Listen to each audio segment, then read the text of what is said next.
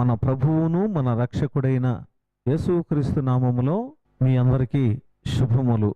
ఈ టీవీ పరిచర్య ద్వారా బాహ్యంగా మీ ముందు ఉండకపోయినా ఆధ్యాత్మికంగా ఈ వాక్యం ద్వారా మరొకసారి మీ ముందుకు వచ్చి పరిశుద్ధాత్ముడు నా హృదయంలో నింపిన మాటలు మీకు అందిస్తూ ఉన్నాను. అక్షరార్థమైంది చెరిపివేయచ్చు, కానీ ఆత్మానుసారమైంది చెరిపివేయలేరు. ఇవి అక్షరార్థకమైనవి, ఆత్మానుసారంగా మీరు వింటున్నారు. ఆత్మానుసారమైనటువంటి మాటలు ఆత్మీయంగా మనల్ని బలపరుస్తూ ఉంటాయి. కనుక మనం ఆధ్యాత్మికంగా ఎదుగునట్లు, రక్షణ పొందినట్లు, నెమ్మది పొందినట్లు, మేలులు పొందినట్లు, ఉపకారాలు పొందినట్లు, శరీర సంబంధమైన మనుషుడు, ఆత్మ సంబంధమైన మనుషుడు. నీవు శరీర సంబంధమైన మనుషుడవా, ఆత్మ సంబంధమైన మనుషుడవా? శరీర సంబంధమైన మనుషులు దైవరాజ్యములో చేరలేడు, కానీ ఆత్మానుసారుడైన మనుషుడు మాత్రమే ఆత్మానుసారమైన సంగతులను గ్రహించి ఆత్మ సంబంధమైనటువంటి దేవుణ్ణి అంగీకరించి దైవ రాజ్యాన్ని కలిగి ఉంటాడు. ప్రియులారా, మొదటి ఆదాము శరీర సంబంధమైన మనుషుడు, రెండవ ఆదాము ఆత్మానుసారుడైన మనుషుడు. ఆయనే మన ప్రభు అయినటువంటి క్రీస్తు. కనుక శరీరానుసారుడైనటువంటి మనుష్యుడు ఆదాము అయితే, ఆత్మానుసారుడు మన ప్రభు అయిన క్రీస్తు అని మనం చూస్తాం. ఆదాము మట్టిలో నుంచి తీయబడ్డాడు, యేసు క్రీస్తు ఆత్మానుసారంగా మానవ అవతారాన్ని ఎత్తాడు. అయితే మట్టిలో నుంచి తీయబడిన వాడు ఎట్టివాడో అతని గుణాలు కూడా అట్టివే. ఆత్మానుసారంగా వచ్చిన వాడు ఎట్టివాడో అతని మనసు, హృదయం కూడా అట్టిదే. అయితే మొదట శరీరానుసారంగా పుట్టినవాడు ఆదాము, ఆ తర్వాత ఆత్మానుసారంగా పుట్టినవాడు మన ప్రభు అయిన క్రీస్తు. ఇక్కడ 1 కొరింథీ 15వ అధ్యాయము 45వ వచనం నుంచి మనం చదవచ్చు. ప్రియులరా, రక్తమాంసములు దేవుని రాజ్యాన్ని స్వతంత్రించుకోవు. అనగా రక్తమాంసములు కలిగినటువంటి మానవుడు, మొదటి మనుషుడు, శరీరానుసారంగా ఉన్నటువంటి ఆదాము, మట్టిలో నుంచి తీయబడినటువంటి ఆదాము చనిపోయి రెండవ ఆదామైన యేసు క్రీస్తుగా జన్మిస్తేనే దేవుని రాజ్యాన్ని మనం సంపాదించుకుంటాం. కనుక మొదటి మనుష్యుడైనటువంటి ఆదాము, శరీర సంబంధమైనటువంటి ఆదాము రక్తమాంసములు కలిగిన వాడు. శరీరములో నుండి మంచిది ఏది రాదు అని అపోస్తలుడైన పౌలు రోమా పత్రిక 7వ అధ్యాయము 14వ వచనములో రాయబడిన రీతిగా శరీరానికి అమ్మబడి పాపము చేశాడు. ఆ పాపము అనే దేహము ఉంది. ఆ దేహములో మంచిది ఏది రాదు, మంచిది ఏది లేదంట.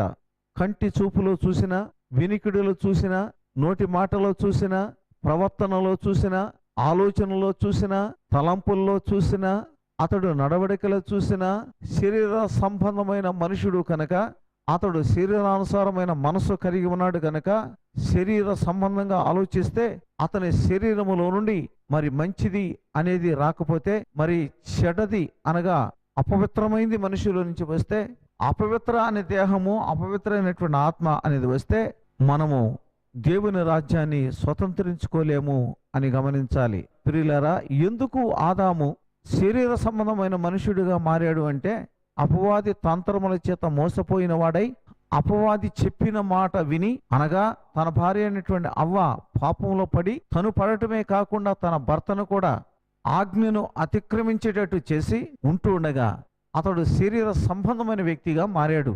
ఎప్పుడైతే వారిలో అతిక్రమము అనేది ప్రవేశించిందో ఆ రోజు నుంచి దేవుని రూపములో జన్మించిన, దేవుని పోలికలో పుట్టిన, దేవుని మహిమలో ఉన్న, దేవుని స్వరం వింటున్నా, దేవుని సంఘములో ఉంటున్నా, దేవుని యొక్క పట్టణములో ఉంటున్నా, దేవుని యొక్క ఏదైనా తోటలో ఉంటున్నా, అతడు ఎప్పుడైతే దేవుడు ఆజ్ఞను అతిక్రమించాడో ఆ రోజు నుంచి అతడు శరీర సంబంధమైన వ్యక్తిగా, శరీర కోరికలు ఇచ్చలు కలిగిన వ్యక్తిగా, లోకానుసారమైన వ్యక్తిగా, శరీర ఆశలతో, నేత్ర ఆశలతో, జీవపు డంబముతో, లోక ఆశలతో ఉన్నటువంటి వ్యక్తిగా మనం జ్ఞాపకం చేసుకుంటూ ఉన్నాం. ప్రియులారా, శరీరానుసారులు అనగా మనమందరము కూడా మన తల్లి గర్భములో పాపములోనే నా తల్లి నన్ను గర్భము ధరించింది, పాపములోనే నేను పుట్టాను అని దావీదు మరి 51వ కీర్తన రాయబడిన రీతిగా మనము పాపములోనే జన్మించినటువంటి వారిమి.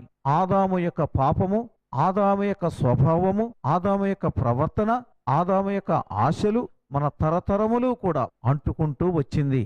ఆదాము ఏ స్వభావం అయితే కలిగి ఉన్నాడో, ఆదాము ఏ అతిక్రమం అయితే కలిగి ఉన్నాడో, ఆదాము ఏ యొక్క గుణ లక్షణాలు కలిగి ఉన్నాడో అవే లక్షణాలు ఈ రోజున మనం కలిగి ఉంటూ ఉన్నాం. గమనించండి, శరీరములో ఉంటున్నటువంటి మనిషికి నడినెత్తి నుండి అరకాలి వరకు కూడా కొంచెం స్వస్థత కూడా లేదు. దేవుని రూపములో, దేవుని పోలికలో పుట్టినటువంటి ఈ మనుష్యుడు, శరీర సంబంధమైన స్వభావం కలిగినటువంటి మనుషుడు మరి పాపములో పడిపోయి ఉన్నాడు. పాపము అనే భూమిలో పడిపోయి ఉన్నాడు. దేవుణ్ణి ఎరగని రీతిగా, దేవుణ్ణి ఎరగని వ్యక్తిగా, దేవునికి లోబడని వ్యక్తిగా, దేవుని మార్గములో నడువని వ్యక్తిగా, పరిశుద్ధమైన జీవితానికి బదులుగా అపవిత్రమైన జీవితాన్ని కలిగిన వ్యక్తిగా అతడు ఉంటూ దేవునికి దూరంగా జీవిస్తూ ఉన్నాడు. ఎందుకంటే శరీరం ఆత్మకును, ఆత్మ శరీరానికి ఎప్పుడూ విరోధంగానే పనిచేస్తూ ఉంటుంది. శరీరములో నుంచి మంచిది ఏది రాదు.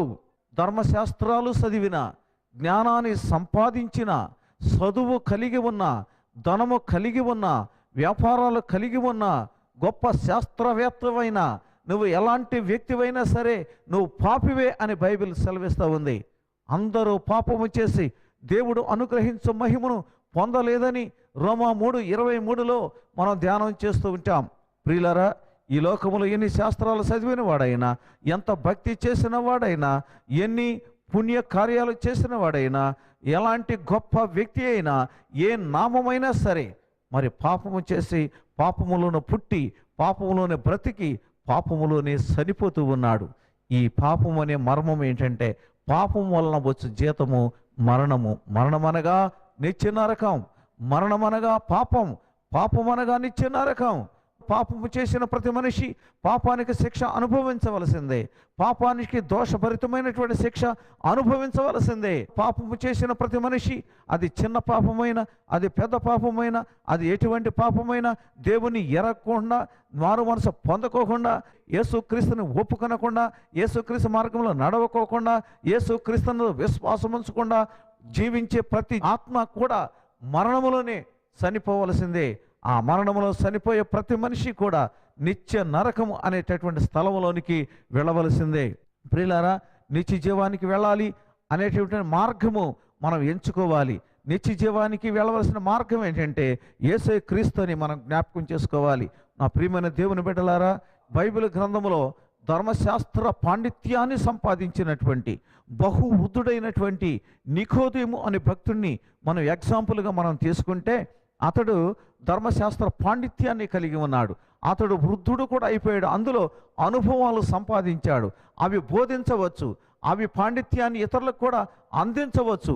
కానీ అతడికి నిత్యరాజ్యానికి వెళ్ళే మార్గం, దైవరాజ్యానికి వెళ్ళే మార్గం, దేవుని అంగీకరించి పరలోకం వెళ్ళే మార్గం, పవిత్రమైన మార్గం ఏంటో అతడు తెలుసుకోలేకపోయాడు. అందుకే రహస్యంగా అతడు రాత్రివేళ జనసంచారం లేనప్పుడు మనుషులు కంటపడకోకుండా యేసుక్రీస్తు యొద్దకు వెళ్ళి అడిగాడు, బోధకుడా, నిత్య జీవమునకు వెళ్ళాలంటే నేనేం చేయాలి అని అడిగాడు. నిత్య జీవమునకు వెళ్ళాలి అని నువ్వు ఆశపడుతూ వచ్చావు గనక ఒకడు నీటి మూలముగాను అలాగే ఆత్మ మూలముగాను జన్మించాలి. నీటి మూలముగా ఆత్మ మూలముగా జన్మించినప్పుడే అతడు నిత్య జీవానికి వారసుడవుతాడు అని ప్రభువుల వారు సెలవిచ్చినాడు. ప్రియులారా, అతనికి అర్థం కాలేదు. నీటి మూలంగా జన్మిస్తాడా, ఆత్మ మూలంగా జన్మిస్తాడా? ఒక తల్లి గర్భములో జన్మించి వృద్ధాప్యములోనికి వచ్చినటువంటి వ్యక్తి, మరణానికి, శరీర మరణానికి సమీపంగా ఉంటున్నటువంటి వ్యక్తి ఏ విధంగా నీటి మూలంగా జన్మిస్తాడు, ఏ విధంగా ఆత్మ మూలంగా జన్మిస్తాడు? గమనించండి. అంటే దాని యొక్క అర్థం ఏంటంటే, శరీరానుసారంగా అతడు ఏదేని తోటలో ఆదాము ఎప్పుడైతే అతిక్రమము చేశాడో అతడు చనిపోయాడు. దేవుని మాట ప్రకారం ఎలా చనిపోయాడు అంటే, అతడు శారీరకంగా చనిపోలేదు, కానీ ఆధ్యాత్మికంగా చనిపోయాడు, ఆత్మీయంగా చనిపోయాడు. దేవుని ఆత్మ అతనిలో ఉంచినప్పుడు, పవిత్ర ఆత్మ అందులో ఉంచినప్పుడు, దేవుని ప్రేమ ఆ మానవుని హృదయంలో ఉంచినప్పుడు, దేవుని నీతి ఆ మానవుని హృదయంలో ఉంచినప్పుడు, దేవుని అభిషేకం ఆ మానవుని హృదయంలో ఉంచినప్పుడు, ఆ మానవుడు అతిక్రమము చేసి దేవుని మీద తిరుగుబాటు చేసి దేవుని యందు విశ్వాసం ఉంచుకోకుండా ఎవడో చెప్పిన మాటను విని ఆ మాటకు లోబడి అతిక్రమించి దేవుడు వద్దన్న పని చేసి ఆ మాట చొప్పున అతడు జీవించాడు గనక దేవుని మహిమను కోల్పోయాడు. అయితే అతడు భౌతికంగా ఉన్నాడు, కానీ ఆధ్యాత్మికంగా చనిపోయాడు. ఆ ప్రియమైన దేవుని సంఘమా, ఆలోచించవలసినటువంటి విషయం. నా ప్రియమైనటువంటి సహోదరి, మీరు ఈ రోజున ఆలోచించవలసినటువంటి విషయం. ప్రియులారా, మానవుని శరీరములో ఇప్పుడు మొదటి ఆదాము శరీర సంబంధమైన ఆదాముగా మారాడు. అంటే శరీర సంబంధమైనటువంటి ఆదాములో ఏ కార్యాలు ప్రవేశించాయి అని మనం చూస్తే శరీర సంబంధమైనటువంటి కార్యాలు ఉన్నాయి. గలతీలో రాసిన పత్రిక 5వ అధ్యాయము 19వ వచనాన్ని మనం చదివితే, శరీర కార్యములు అనగా శరీరములో ఉన్నవాడు వాడు చేసే కార్యాలు ఏ విధంగా ఉన్నాయంటే, జారత్వం చేస్తాడట, అపవిత్రత కలిగి ఉంటాడంట, కాముకత్వం కలిగి ఉంటాడంట, విగ్రహారాధన చేస్తాడట, అభిచారం చేస్తాడట, ద్వేషములు కలిగి ఉంటాడంట, కలహము కలిగి ఉంటాడంట, మత్సరములు కలిగి ఉంటాడంట, క్రోధములు కలిగి ఉంటాడంట, కక్షలు, భేదములు, ఇమతములు, అసూయలు, మత్తతలు, అల్లరితో కూడిన ఆటపాటలు మొదలైనవి, వీటిని గూర్చి నేను మునుపు చెప్పిన ప్రకారము ఇట్టి వాటిని చేయువారు దేవుని రాజ్యమును స్వతంత్రించుకొనరని మీతో చెప్పుచున్నాను అని అపోస్తలుడైన పౌలు గలతీ సంఘానికి వ్రాశాడు. ప్రియులారా, శరీర సంబంధమైనటువంటి వారు శరీర కార్యాలు ఏ విధంగా ఉంటాయంటే ఈ విధంగా ఉంటాయని పరిశుద్ధ గ్రంథములో నేను మీకు చదివి వినిపించాను. గమనించండి. గలతీ 5:19 మీరు చూడండి. ప్రియులారా, ఇటువంటి కార్యాలు చేసేవాడు, ఇటువంటి మనసు కలిగిన వాడు, ఇటువంటి క్రియలు కలిగిన వాడు దేవుని రాజ్యాన్ని స్వతంత్రించుకోలేడు. అంటే ఇటువంటి క్రియలు, ఇటువంటి మనసు, ఇటువంటి ఆలోచన కలిగిన వాడు ఆత్మానుసారుడైన మనిషి కాదు, కానీ ఇతడు శరీరానుసారమైన మనిషి. ఆ శరీరానుసారమైనటువంటి మనిషిలో ఇటువంటి అక్రమాలు ప్రవేశించాయి గనక, ఇటువంటి పాపాలు ప్రవేశించాయి గనక, ఇటువంటి అతిక్రమాలు ప్రవేశించాయి గనక ఇతని మనసు ఎలాగుంటుంది? రోమా 8వ అధ్యాయాన్ని మనం చదివితే 5వ వచనాన్ని చదువుదాం. శరీరానుసారులు శరీర విషయముల మీద మనసు పెడతారు, ఆత్మానుసారులు ఆత్మ విషయముల మీద మనసు పెడతారు. శరీరానుసారమైన మనస్సు అదేంటంటే మరణం అని రాయబడింది. ఆత్మానుసారమైన మనసు జీవము, సమాధానము అని రాయబడింది.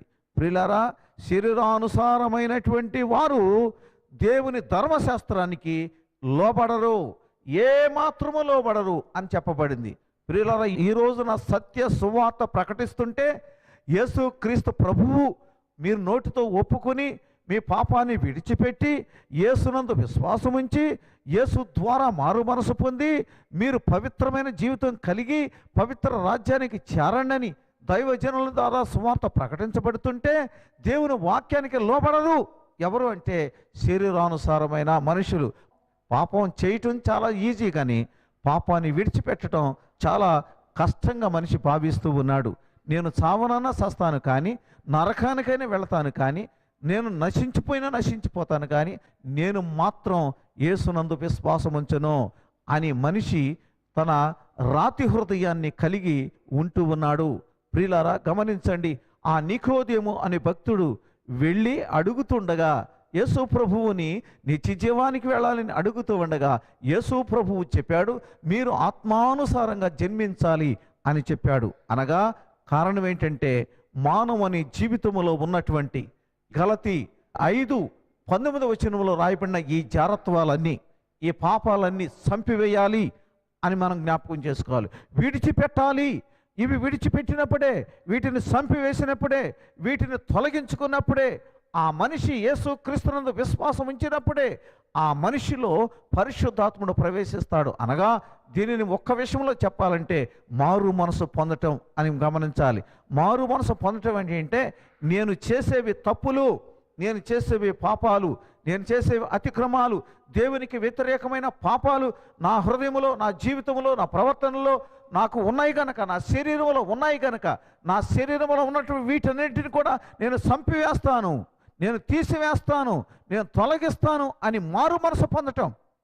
గలతీయులకు రాసిన పత్రిక 2వ అధ్యాయము 19వ వచనాన్ని చదివితే, నేనైతే దేవుని విషయమై జీవించు నిమిత్తము ధర్మశాస్త్రం వలన, ధర్మశాస్త్రం విషయమై సచ్చిన వాడనైతిని అని అంటున్నాడు.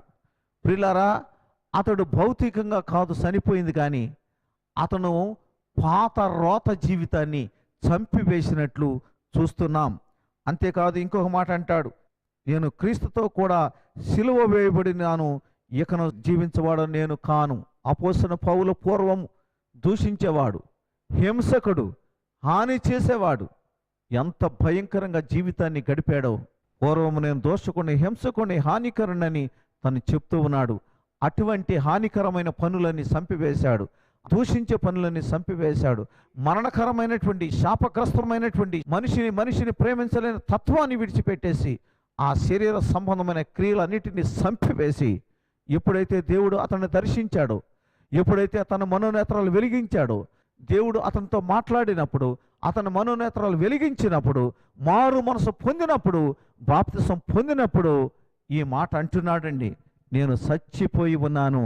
నా శరీరంలో శరీర కోరికలు చచ్చిపోయాయి, నా శరీరంలో కోపము చచ్చిపోయింది, నా శరీరంలో పాపము చనిపోయింది, నా శరీరంలో కోపము, అసూయ, ద్వేషము, మత్సరము, విమతలు, కలహములు, దురాలోచనలు, నా దేహములో ఉన్న ప్రతి పాపము కూడా చనిపోయి ఉంది. అయ్యో, పాపమనే బానిసత్వములను ఈ శరీరమును విడిపించగలిగిన వాడెవడు? విడిపించగలిగింది ఎవరంటే యేసు క్రీస్తే. అతన్ని దర్శించిన తర్వాత, యేసు క్రీస్తే అతన్ని తాకిన తర్వాత, అతని మనోనేత్రాలు వెలిగించబడిన తర్వాత, అతడు మారు మనసు పొందిన తర్వాత, అతడు శరీరానుసారమైన క్రియలను చంపివేసుకుని ఆత్మానుసారమైన వ్యక్తిగా మారాడు. హల్లెలూయా.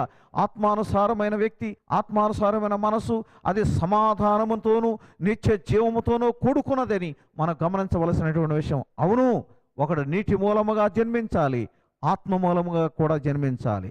గమనించవలసినటువంటి విషయము, పాపంలో పుట్టాడు, పాపంలో పెరిగాడు, పాపంలో చనిపోకూడదు. ఎలాంటి మనిషి అయినా సరే, నువ్వెంత డబ్బు సంపాదించినప్పటికీ కూడా, ఎంత పేరు ఘనతలు సంపాదించినప్పటికీ కూడా, ఎంత ఐశ్వర్యాన్ని సంపాదించినప్పటికీ కూడా, ఎంత సింహాసనం మీద ఏలుబడి చేస్తున్నప్పటికీ కూడా, నీవు లోకమును సంపాదించిన వ్యక్తి అయినప్పటికీ కూడా, నువ్వు యేసుని నమ్మకపోతే నీవు ఈ లోకములో పాపములోని చనిపోయిన వాడవవుతావు. పరిశుద్ధ బైబిల్ గ్రంథములో వ్రాయబడింది, ఎఫెసీ 2:1 ప్రకారం, నేను పాపముల చేత, అపరాధముల చేత చచ్చిపోయి ఉన్నాను, అయితే యేసు క్రీస్తు రక్తము నన్ను బ్రతికించింది అని.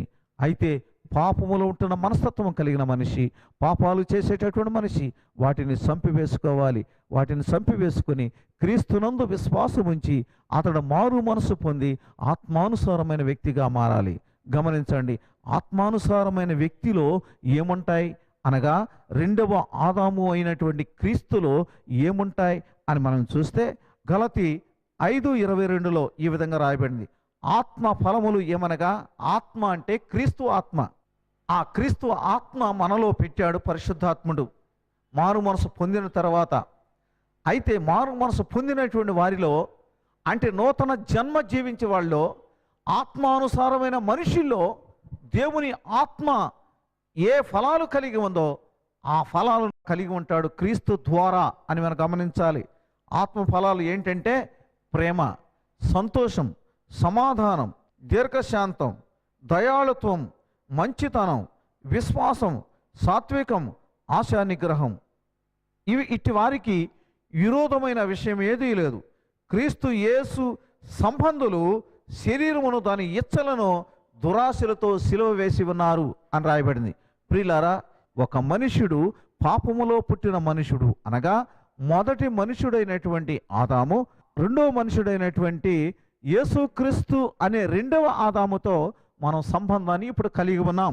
గమనించండి, ఎందుకంటే శరీరానికి ఆత్మకు ఎప్పుడూ కూడా విరోధంగా ప్రవర్తిస్తూ ఉంటుంది.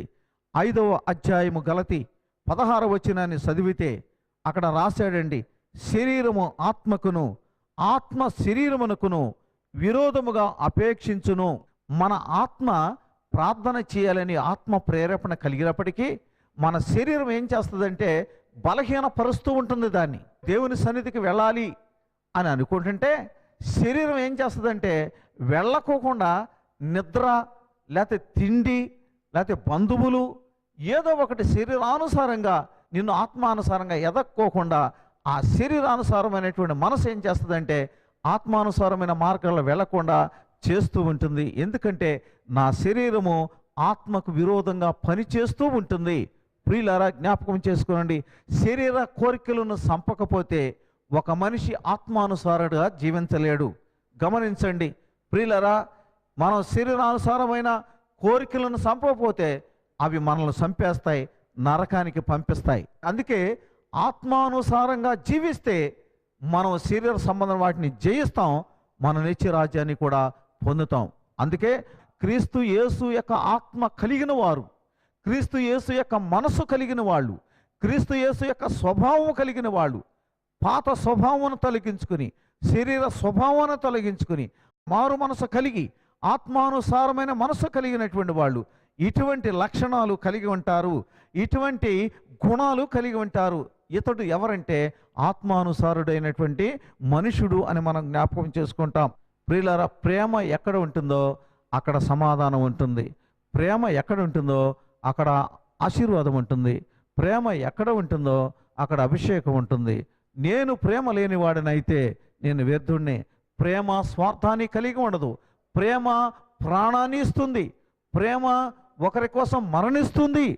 ప్రేమలో ఎటువంటి స్వార్థము కూడా ఎటువంటి దురాలోచన కూడా ఉండదు. ప్రేమ అనేది మత్సరము, డాగు, ముడత లేనిది. ప్రేమకు కొలతలు లేవు, ప్రేమకు హద్దులు లేవు. రోమా 5:5 ప్రకారం మనం చదివితే పరిశుద్ధాత్మ మన కొరకు జన్మించినటువంటి ఈ పరిశుద్ధాత్మ దేవుడు మన హృదయాల్లో పరిశుద్ధాత్మ అనే ప్రేమను నింపి మనల్ని ఆ ఆత్మానుసారులైనటువంటి మనుషులుగా మార్చివేశాడు. బైబిల్ ఈ విధంగా సెలవిస్తూ ఉంది. 2వ కొరింథీ 5:17లో క్రీస్తు యేసునందు ఉన్నవాడు నూతనమైనటువంటి సృష్టి, పాతవి గతించెను, సమస్తమును క్రొత్తవాయెను అని చెప్తుంది. ప్రియులారా, పాతవన్నీ గతించిపోయాయి, ఇప్పుడు క్రొత్తవి అనగా దేవుని సంతోషం, దేవుని ప్రేమ, దేవుని ఆనందం, దేవుని అభిషేకం, దేవుని నీతి, దేవుని పరిశుద్ధత అనుభవిస్తూ ఉంటాడు. ప్రియులారా, ఇట్టి వారు శరీరానుసారంగా పాపంలో మరణించి తన పాపాలన్నిటినీ కప్పివేసి క్రీస్తులో జన్మిస్తూ ఉన్నారు. అందుకే పౌలు గారు చెప్పాడు, నేను దేవుని కోసం నా శరీరంలో ఉన్నటువంటి వాటిని అన్నింటినీ కూడా సిలువ వేశాను, క్రీస్తు నాలో ఉన్నాడు, నేను లోకస్తుని కాదు. క్రీస్తు యేసు నీ జీవితంలో ఉండకపోతే, క్రీస్తు యేసు నీ సొంత రక్షకుడుగా ఉండకపోతే, క్రీస్తు యేసునందు మారు మనసు పొందకపోతే, క్రీస్తు యేసు కొరకు నీ జీవితాన్ని అర్పించుకొనకపోతే నీవు ఎంత సంపాదించినా ప్రయోజనం లేదని పరిశుద్ధ గ్రంథంలో రాయబడింది. కనుక నా ప్రియమైన దేవుని బిడ్డలారా, ఇప్పుడు రెండవ ఆదామైనటువంటి క్రీస్తు యేసులోనికి నువ్వు జన్మిస్తే నువ్వు ఆత్మానుసారుడైన మనిషిగా ఉంటావు. దేవుని ఆత్మ నీలో ఉన్నప్పుడు శరీర క్రియలను చంపివేస్తావు, మరి శరీర కోరికలను చంపివేస్తావు, లోకాశలను చంపివేస్తావు. అప్పుడు ఆత్మానుసారంగానే జీవిస్తావు, ఆత్మానుసారమైన మనసు కలిగి ఉంటావు, ఆత్మానుసారమైన ప్రవర్తన నీవు కలిగి ఉంటావు. ప్రియులారా, రోమపత్రిక 8వ అధ్యాయం 1వ వచనంలో రాయబడింది, క్రీస్తు యేసునందున్న వారికి ఏ శిక్షా విధియు కూడా లేదు అని వ్రాయబడింది. క్రీస్తు యేసునందున్నవాడు ఎవడైనా సరే వాడికి ఏ శిక్ష ఉండదు, ఏ మరణం ఉండదు, ఏ శాపం ఉండదు, ఏ రోగం ఉండదు, ఏ తెగులు ఉండదు, ఏ అవిధేయత ఉండదు, ఏ కలవరం ఉండదు. లోకమును జయిస్తాడు, పాపాన్ని జయిస్తాడు, మరణాన్ని జయిస్తాడు, జై జీవితాన్ని అతడు కలిగి ఉంటాడు. క్రీస్తు ద్వారా నిత్య రాజ్యానికి చేరతాడు. క్రీస్తే మార్గము, క్రీస్తే సత్యము, క్రీస్తే జీవము.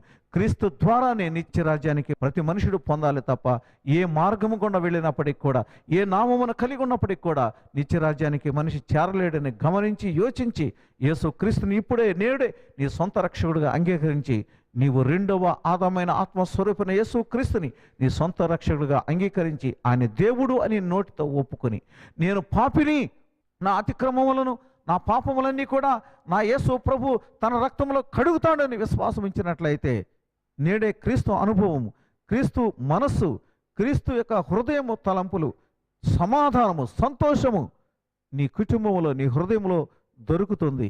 అట్టి ఆశీర్వాదము నీకు, నీ కుటుంబానికి సమృద్ధిగా దేవుడు దయచేయుగాక. ఆమెన్. మనం ప్రార్థన చేసుకుందాం. పరిశుద్ధుడైన తండ్రి, ఈ వాక్యం విని ప్రభువా విశ్వసించి తన బలహీనతలు ఒప్పుకొని మొదటి మనుషుడైనటువంటి ఆదాముతో నాకు సంబంధం లేదు, ఈ రోజు నుంచి నేను యేసు క్రీస్తు అనేటటువంటి ఆత్మ సంబంధమైనటువంటి పరిశుద్ధుడైన యేసు క్రీస్తుతో నేను సంబంధాన్ని కలిగి ఉంటాను. ఆయన నా కొరకు మరణించాడు, ఆయన ప్రేమ కల్వరిలో నా కొరకు త్యాగం చేసింది, తన రక్తాన్ని చిందించింది.